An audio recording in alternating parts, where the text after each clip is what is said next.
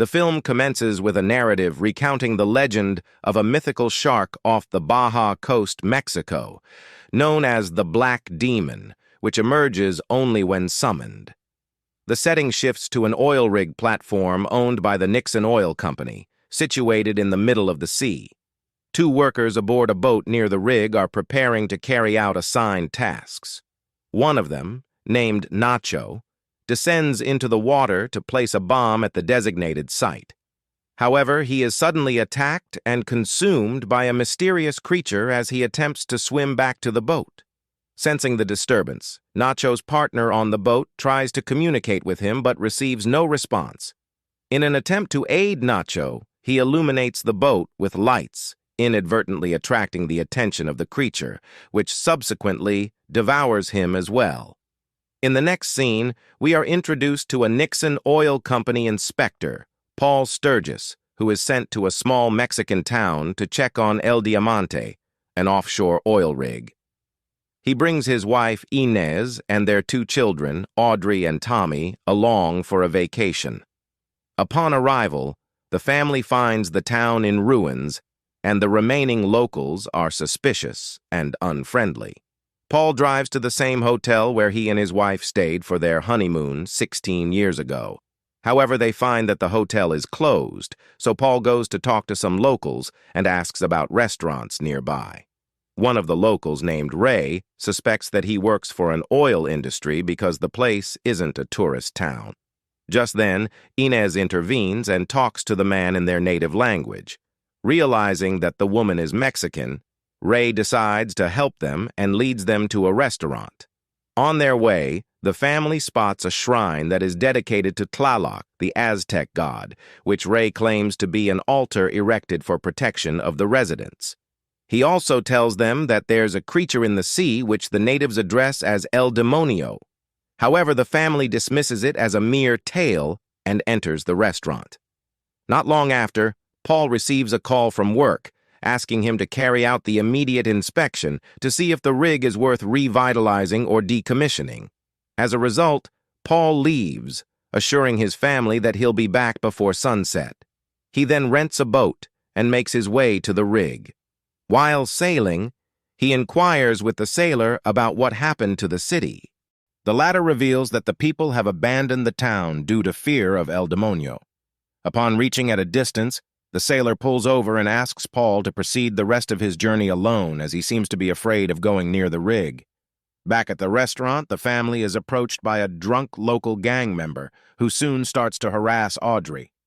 In an effort to protect her daughter, Inez smashes a beer bottle over the assailant's head and brandishes the shard as a threat before escaping with her children. The trio tries to get in their car, but learns that the gang has punctured the tires. Left with no choice, Inez takes her children to the seashore and pays a sailor to transport them to the oil rig. Meanwhile, Paul arrives at the rig to find it in a state of disrepair, marked by hazards and surrounded by an oil spill. He also finds some diving equipment stained with blood. Despite this, he is unfazed and goes ahead to finish his work. Once there, he begins to call for his colleague, but no one answers. As he enters a room, he is cornered by two men, Chato and Junior.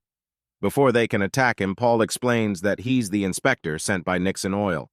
As a result, the two men lower their weapons and reveal that they're the only surviving crew members, with the rest having been killed.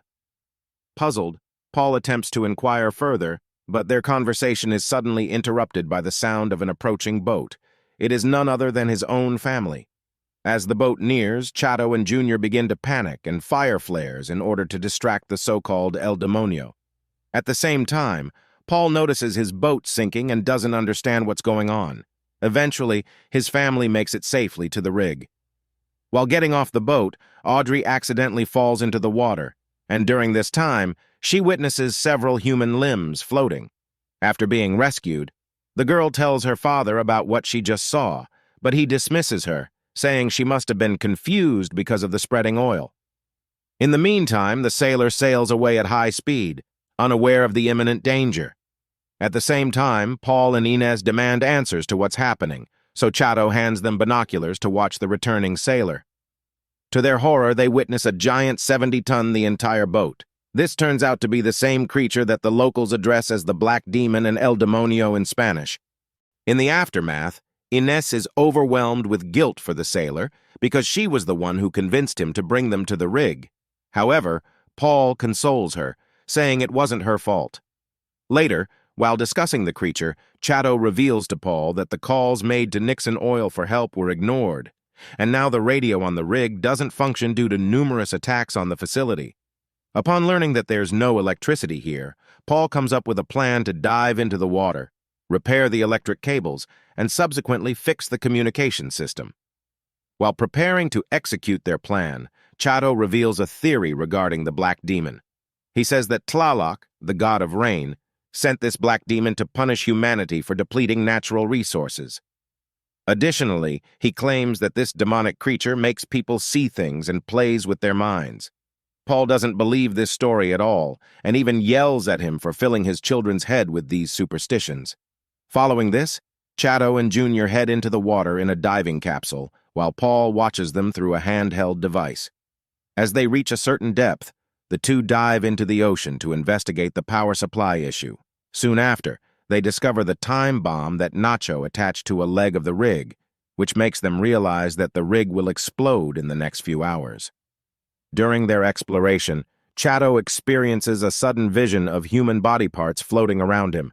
Realizing that the Black Demon is near, he hastily swims back into the capsule. Junior attempts to follow suit, but the megalodon grabs the capsule and starts pulling it downward. Seeing this, Paul somehow manages to pull the capsule up, but only Chato manages to return back alive. Moments later, Junior's body floats in the water. His legs have been gruesomely devoured. Audrey witnesses this from the window, which freaks her out. However, she tries to remain calm in front of her little brother. After losing a member of his group, Paul realizes the gravity of the situation. Seeing Inez crying, he tries to console her, assuring that he'll do anything to save his family from that demon. Paul then goes to Chato and expresses his apology for his loss. While they are talking, he notices some ships, so he quickly grabs a flare gun and fires it to catch their attention. But before he wastes the second shot, Chato seizes the gun from his hand and claims that there's no ship. He reminds him that El Demonio makes them see things and messes with their minds. However, Paul dismisses the existence of Tlaloc as a mere superstition. This infuriates Chato, who then punches him in the face. Before they can get into a brawl, Inez steps in and separates them. Later on, Paul comes up with a new idea to regenerate the electricity. For this, he goes looking for waterways to reroute the cooling system. Despite their earlier disagreement, Chato tries to be friendly with Paul and joins him for assistance. Meanwhile, Inez begins scavenging the rig in hopes of finding something useful. During this, she discovers several safety reports that reveal numerous ignored warnings. She further finds out that Paul signed the documents approving the rig's revitalization despite being aware of these dangerous conditions. At the same time, Tommy goes to the edge of the rig to play when the Black Demon suddenly launches its attack. This causes the little boy to fall in the water, and he lets out a loud scream. Hearing this, Inez rushes to jump into the water, while Paul also dives to distract the creature. Soon after, Audrey throws a life buoy to pull her mother and brother in. When Paul realizes that his family is safe, he swims back to the platform, barely managing to escape the megalodon's attack. In the aftermath of this incident, Inez confronts her husband about her findings. Now that he's caught in his wrongdoing, he admits his mistakes and adds that he did what he did to provide financial support for his family. He also states that his job and economic security would be at risk if he did not act according to the company's interests. Inez can't hide her disappointment and blames him for all the deaths. As a result, she calls him a monster who risked everyone's life for his personal gain. Hearing this, Paul regrets everything he did, but it's too late to make things right as the bomb explodes in less than an hour. Burdened by guilt, he later confesses to Chato about everything he has done in the past. It was his first year working at Nixon Oil when he came across the company's first irregularity. After surveying the facility, Paul submitted his report, including all the dangers and deficiencies he had found. However, his executives instructed him to overlook the problems and make a false report. When he hesitated, the company threatened to fire him and hire another worker to do this job. Since Inez was pregnant at that time, he couldn't afford losing his job, so he reluctantly manipulated his report. Ever since, he has been forced to work in Nixon Oil's self-interest, while the local community suffered due to the company's negligence and greed. Seeing the bomb, Paul now realizes that Nixon Oil has been intending to blow him up along with the entire rig because they fear that their practices will be exposed and that they might be blamed for the oil spill. Determined not to allow his family to suffer for the mistakes he committed, Paul devises a plan to get them out. He decides to dive into the water and take the bomb away while also luring the shark. In this way, they can buy them enough time to flee the scene. Meanwhile, Tommy and Audrey are seen constructing a makeshift dinghy with life jackets to facilitate their escape.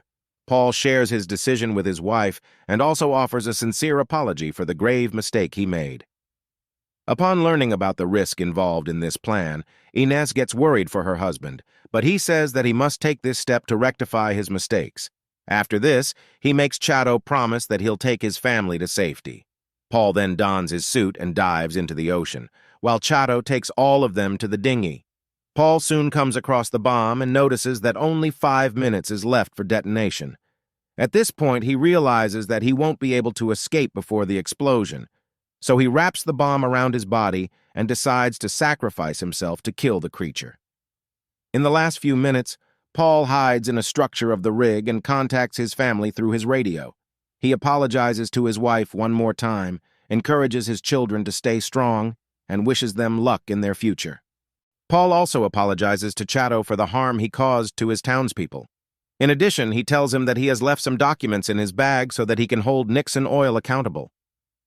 After bidding his final goodbyes to everyone, Paul swims out and lets the megalodon devour him. Moments later, the bomb detonates, ultimately killing the black demon and causing the rig to collapse. The family, witnessing the explosion from a distance, is devastated, but Inez still tries to stay strong in front of her children. As they sail away, they are eventually rescued by a fishing boat. The movie ends as a rainstorm begins, symbolizing the potential forgiveness of mankind by the god of rain.